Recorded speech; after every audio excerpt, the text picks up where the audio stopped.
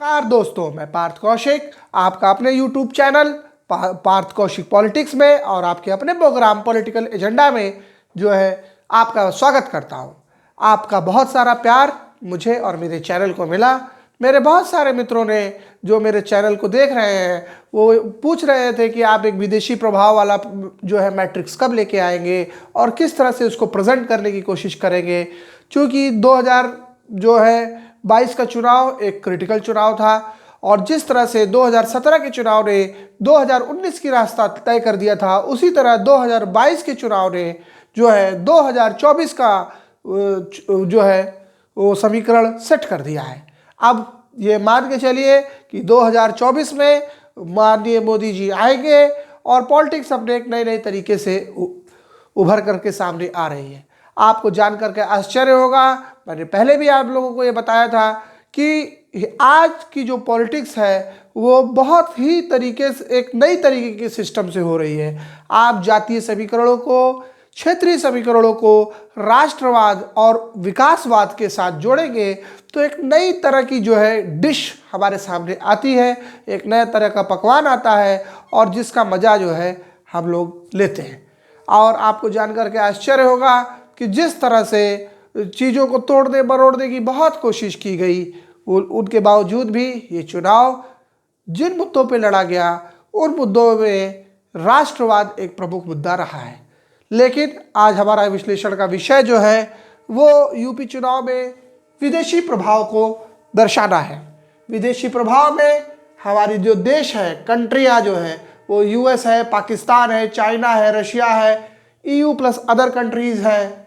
और हमारा जो फैक्टर है जिन पे इन देशों को मैं एनालिसिस करूँगा वो हिंदुइज्म है, इस्लामिज़म है, डायस्पोरा है, टेक्निकल कंपनियों ने किस तरह से मदद किया है, राष्ट्रवाद का जो मेरा एक ब्रांड है, ब्रांड मोदी जो मेरा सबसे बड़ा 50 अंकों को मैंने उसको दिया है, और उससे भी बड़ा मोदी है तो मुमकिन है इवैक्यूएशन प्लान जो है रशिया और यूक्रेन फाइट का आपको सिद्ध कर दिया कि केवल सरकार की आलोचना ही नहीं करनी चाहिए, सरकार के साथ खड़ा होना चाहिए, क्योंकि वो भारतीय पहचान है।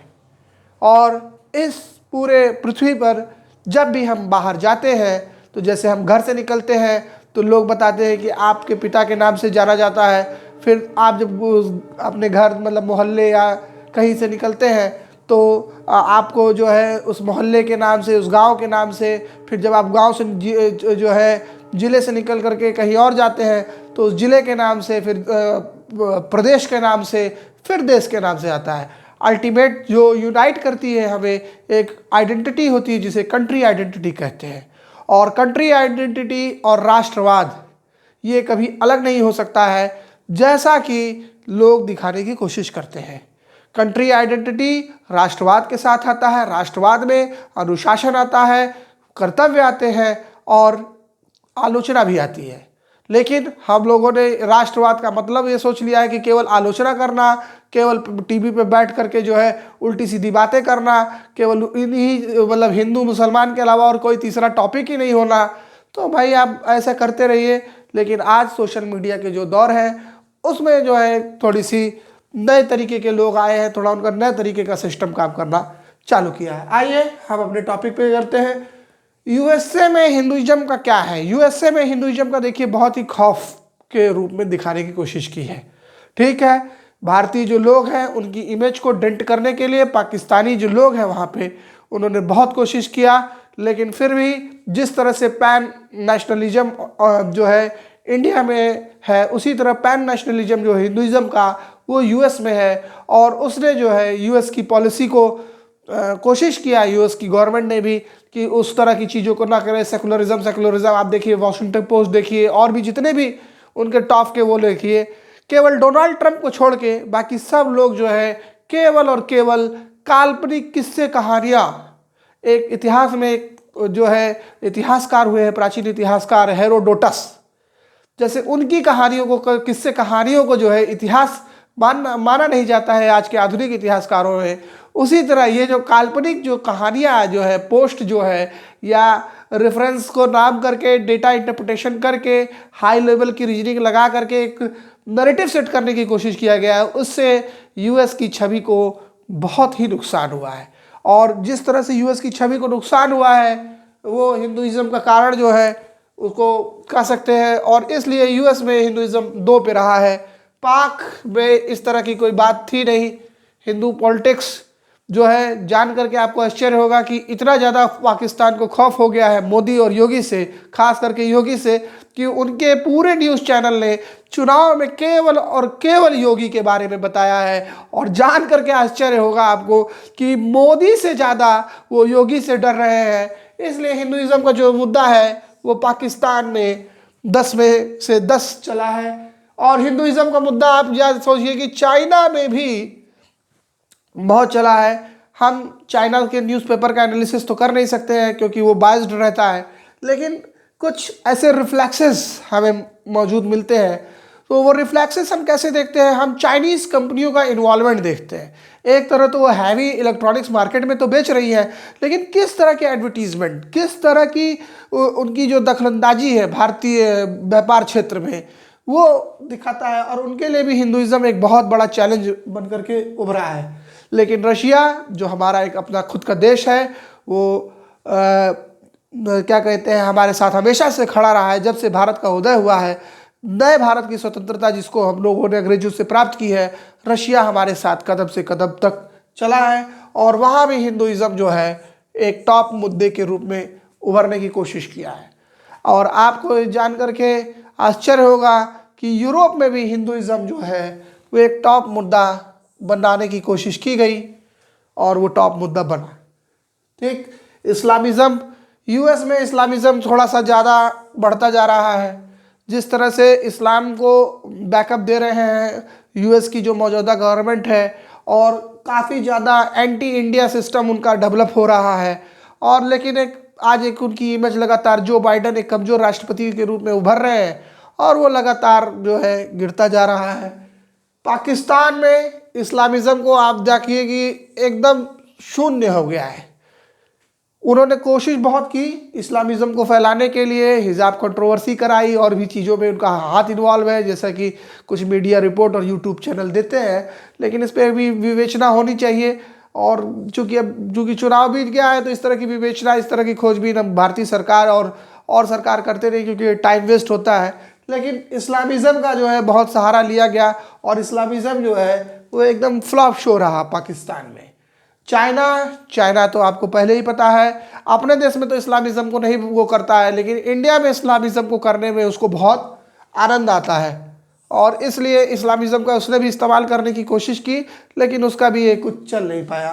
रशिया का भी वही हाल है। इस्लामिज़म का जो इंडिया को देखने का नज़रिया है वो बहुत ही खास अलग तरीके से नहीं देखता है।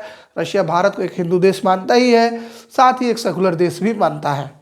और यूरोप में मुझे बहुत अफसोस के साथ कहना पड़ता है कि यूरोप में जिस तरह से इस्लामिज़म को लेकर के टारगेट किया जा रहा है भारतीयों को, ये देख के मुझे दुख होता है। और मुझे बहुत जल्दी लगता है कि यूरोप जो है बहुत ही ज़्यादा, और अदर कंट्रीज़ जो यूरोपिया में है, सेंट्रल यूरोप हो चाहे साउथ यूरोप हो, वो बहुत ज़्यादा जल्दी ही जो है इसका उनको खामियाजा भुगतना पड़ेगा और उनकी जो सदियों की साख है वो गिरेगी। और इसके लिए मैं उनको कुछ कह नहीं सकता हूँ, क्योंकि जिस हिसाब से उनका सिस्टम जो है ख़राब हो रहा है वो उनके लिए एक बड़ी समस्या की बात होने वाली है। ठीक, और डायस्पोरा में यूएस डायस्पोरा की अगर हम जब बात करते हैं तो यूएस डायस्पोरा जो है वो लगातार जो है भारत के फेवर में जा रहा है। वो लगातार पूरे, आप देखिए, पूरा कॉन्सोलिडेट हुआ है।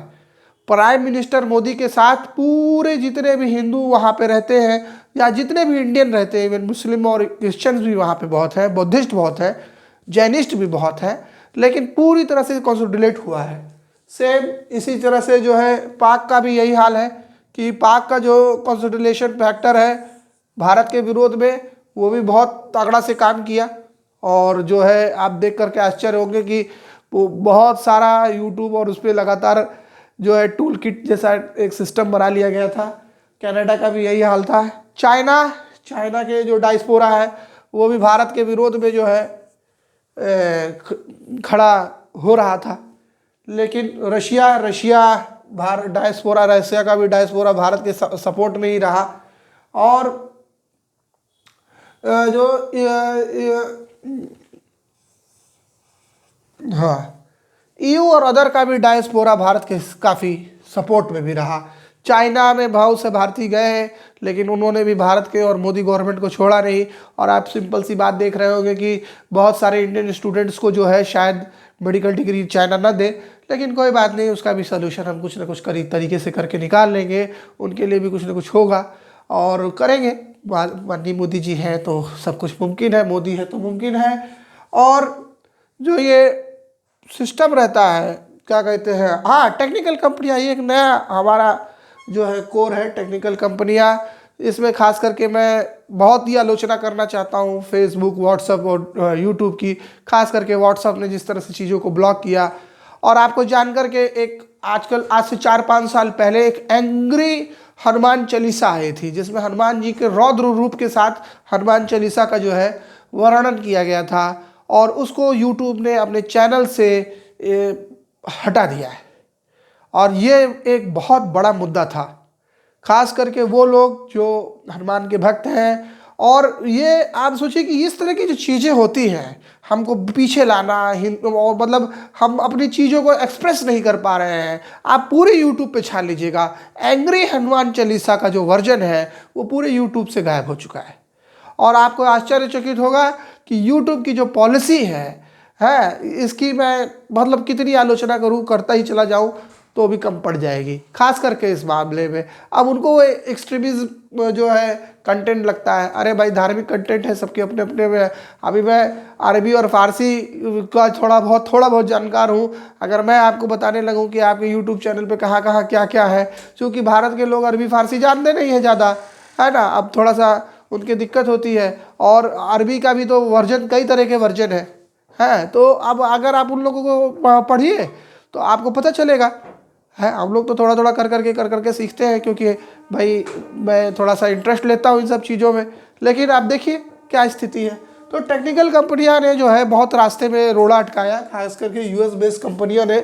और यूएस में जो है प्रचार किया इन्होंने मोदी के और योगी के खिलाफ। पाकिस्तान में भी यही स्थिति रही है, खूब प्रचार किया इन्होंने। लेकिन चाइना ने जिस तरह से जो है इसको मर्ज करने की कोशिश की यहाँ भी, और रशिया का भी आप देख रहे हैं कि बहुत ज़्यादा अच्छा नहीं रहा है। पर ईयू में इन्होंने ज़रूर कुछ थोड़ा सा एक किया है, कोशिश किया है। एक नेगेटिव फीडबैक कंपनियों के प्रति भी जो है भारतीय जो है युवाओं में इन कंपनियों के प्रति एक नेगेटिव फीडबैक तेज़ी से उभर रहा है। और इनके बिजनेस जो हेड्स हैं उनको ये सोचना चाहिए कि आप एक मेजॉरिटी को नज़रअंदाज नहीं कर सकते हैं, क्योंकि आपको अच्छा दिखना है। अगर आपको अच्छा दिखना है तो अपने कंट्री में देखिए ना क्या क्या पॉलिसीज़ गलत है, लेकिन अपने कंट्री में तो केवल हमको बिजनेस देखना है। और इसका एक सबसे बड़ा उदाहरण मैं आपको देता हूं कि अभी 9 तारीख को एक ब्रह्मोस मिसाइल मिसफायर हो गया पाकिस्तान में, और उसके बावजूद भी देखिए भारत पाकिस्तान में कोई युद्ध नहीं हुआ। पाकिस्तान ने एक नोटिफिकेशन जारी किया भारत सरकार के लिए। भारत सरकार ने अगले ही दिन उसको मान लिया कि मिसफायर हो गया था, और उसकी गलती के लिए उन्होंने अपनी गलती स्वीकार कर ली। और पाकिस्तान जो है और भारत में कोई किसी भी तरह का परमाणु युद्ध नहीं हुआ, जबकि दोनों परमाणु जो है संपन्न देश हैं। और ये अलग बात है कि अब वो लोग थोड़ा कॉमेडी कहते हैं हम रिवर्स इंजीनियरिंग करके ब्रह्मोस बना लेंगे। ठीक है, बनाइए। पढ़ाई लिखाई तो छोड़ ही चुके हैं आप लोग। पढ़ाई लिखाई जो है से आप लोगों का कोस तक नारा नहीं रह गया है, दूर दूर तक कोई वो नहीं रह गया है। आम जनता को धर्म की घुट्टी पिला पिला करके आपने एकदम ख़त्म कर दिया है। और चलिए उनके बारे में अब क्या बात करें, लेकिन ठीक है, चल रहा है मामला उनका, एक कंट्री है। राष्ट्रवाद का मुद्दा जो है यूएस में बहुत छाया रहा, और पाकिस्तान में भी राष्ट्रवाद का मुद्दा जो है बहुत छाया रहा। चाइना में राष्ट्रवाद का मुद्दा बहुत था, और रशिया में भी राष्ट्रवाद का मुद्दा बहुत ज़्यादा था। और ईयू में तो मुझे लगता है कि 10 से ऊपर अगर कुछ दिया जा सकता है तो दिया जा सकता था। ब्रांड मोदी की बात करें, ब्रांड मोदी का जो है यूएसए में इस जीत में का यूएसए में क्या प्रभाव पड़ रहा है, या यूएसए में क्या स्थिति है। यूएसए में ब्रांड मोदी 50 आउट ऑफ 50 है। पाकिस्तान में ब्रांड मोदी 50 आउट ऑफ 50 है। चाइना में ब्रांड मोदी 50 आउट ऑफ 50 है। रशिया में ब्रांड मोदी 50 आउट ऑफ 50 है और यूरोप में ब्रांड मोदी 50 आउट ऑफ 50 है।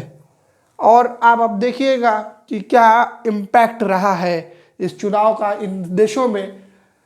8 2 10 और 10 और 10 20 और 20 के बाद 10 30 और 50 80 और 10 और 20 और 50 70 और 10 2 12 12 10 22 22 10 32 82 और रशिया 10 2 12 12 10 22 2 24 और 24 10 34 84 है और 9 10 19 19 और 10 29 29 3 32 32 और 10 42 और 92। और हिंदुइज़्म जो है ये एक एवरेज से ऊपर का टास्क रहा। इस्लामिज़्म जो है वो एक गुड टास्क जिसको कह सकते हैं कि थोड़ा सा अपर सिस्टम रहा है इनका। डायस्पोरा जो है वो एक्सीलेंट की श्रेणी में आता है। जिस तरह से भारतीय जो मूल के लोग हैं जो विदेशों में हैं और जिस तरह से उन्होंने बैकिंग की है वो नो डाउट ये 2019 से भी बड़ी बैकिंग थी। मैं यहाँ देखा हूँ कि बहुत सारे लोगों ने पर्सनल इंटरेस्ट लिया है। एक बार मेरे भी कुछ रिलेटिव जो है यूएसए और कनाडा वगैरह में रहते थे, उन्होंने 2014 में हम लोगों को फ़ोन किया था कि भैया मोदी है, उनके लिए करना है, आप जाके वोट डालिए। और सेम चीज़ जो है 2022 के इलेक्शन में, स्टेट इलेक्शन में जो हुई है, जिस तरह से योगी और मोदी को लगातार जो है मदद करने के लिए डायस्पोरा खड़ा हुआ है और ख़ास करके पाकिस्तानी डायस्पोरा और चाइनीज डायस्पोरा से लगातार युद्ध की स्थिति बनी हुई है, मैं उनके लिए हैंड्स ऑफ करता हूं। और बहुत ही ज़्यादा मुझे ऐसा लगता है कि एक इम्पॉर्टेंट फैक्टर है। राष्ट्रवाद भी एक इम्पॉर्टेंट फैक्टर था जो कट्टर है, इसको भी आप जो है एक्सीलेंट की श्रेणी में रख सकते हैं। टेक्निकल कंपनियां, अब ये जो है एक इशू है क्योंकि टेक्निकल कंपनियों के बारे में कुछ बोला जाए तो दिक्कत, ना बोला जाए तो दिक्कत। पंडित जो है रविशंकर जी जो है हमारे, जो इससे पहले सूचना मंत्री थी, उनको हटा दिया गया था। तो भाई थोड़ा सा तो डर हमें भी लगता है कि हमारा भी यूट्यूब चैनल गायब ना कर दिया जाए, लेकिन उससे कोई फ़र्क नहीं पड़ता है। हमें तो अपनी बात कहने का है, हम अपनी बात कहेंगे। एक चैनल हटेगा दूसरा लगाएंगे, दूसरा हटेगा तीसरा लगाएंगे। ब्रांड मोदी ये तो आउटस्टैंडिंग है, आउटस्टैंडिंग जो है स्थिति है। और आप इस तरह से देखते हैं कि इस चुनाव पे रेसिप्रोकल इफेक्ट, मतलब वो उन्होंने कोशिश किया भारत में अपने जड़ों को अटैक करने के लिए, यहाँ के चुनावी प्रचार प्रसार को अटैक करने के लिए बहुत कोशिश किया, लेकिन मोदी जी ने उन पे ही अटैक कर दिया। और ये जीत जो है उनको इस बात का याद दिलाता है कि जब जब भी भारतीयों को मौका मिलेगा और बिना हिंसा के कुछ परिवर्तन करना होगा, उसमें हम नंबर 1 पोजीशन पे रहेंगे। हम पूरी दुनिया में नेतृत्व करेंगे और सबको एक साथ लेकर के चलने की क्षमता अगर किसी में है तो हम है। ना हम जाति देखते हैं, ना धर्म देखते हैं, ना संप्रदाय देखते हैं, और यही हमारा ब्रांड मोदी है। और इस तरह से हम देखते हैं कि आपको जानकर आश्चर्य होगा कि आने वाले जो यूरोपियन इलेक्शन है उसमें मोदी ब्रांड जो है चलेगा। और आज के बाद सिर्फ और सिर्फ हम ये कह सकते हैं कि जितने भी इलेक्शंस और होंगे, ठीक है, वो मोदी के नाम में ही होंगे और मोदी उनका एक फैक्टर बन करके उभरेगा विदेशों में। इसी के साथ पॉलिटिकल एजेंडा प्रोग्राम आज हम समाप्त करते हैं। और ज़्यादा से ज़्यादा लोगों को सब्सक्राइब करिए, शेयर करिए, लाइक कीजिए। आपका बहुत बहुत धन्यवाद।